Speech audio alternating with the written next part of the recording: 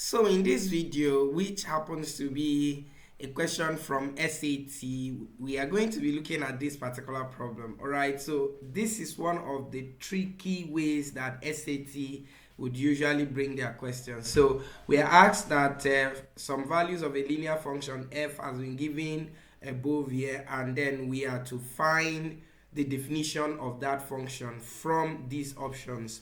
All right, now the easiest thing anybody would want to do is to do trial and improvement approach. That means trying to substitute 1 here to see if you get 5, 1, 5, 1, for all, 3, 13, 5, and then 21. So you try with any of the function that will give you all of this. So now, but that's going to be, like we say, trial and error approach, and it's going to take a lot of time.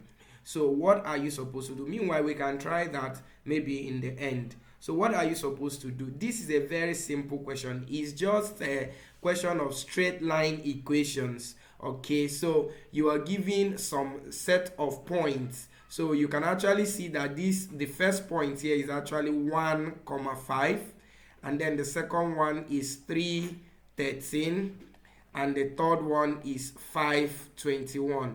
And they purposely did not give you these points this way because they know that once they give you these points this way, it's easy for you to discover that this is just talking about equation of straight lines. All right, so all you need to do is use any of these points and use that formula that talks about equation at a point. And what is the formula? The formula says that to get the equation, I will use y minus y1 to be equal to m being the slope into x minus x1.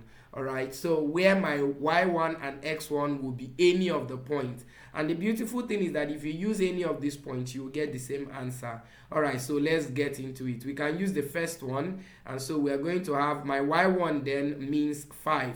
Okay, so I will have 5 equal to, what is m? M is the slope. And what is the slope? The slope is simply y2 minus y1 all over x2 minus x1. Remember, some people can say y1 minus y2 all over x1 minus x2. Both will give you the same answer.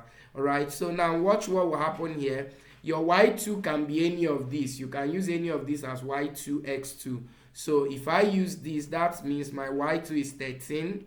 My my y1 will now be 5 all over my x2 in this case is now 3 minus my x1, which is 1, and that is going to give me 8 all over 2, which is equal to 4. Alright, so see the beautiful thing that will happen there now. So my slope is 4 into the bracket of x minus x1, which is 1, and then from there I am going to have that my y minus 5 is simply equal to 4 times x, which is 4x, minus 4 times 1, which is 4. And then you make y the subject here. You are going to get 4x. This coming over here will be plus 5.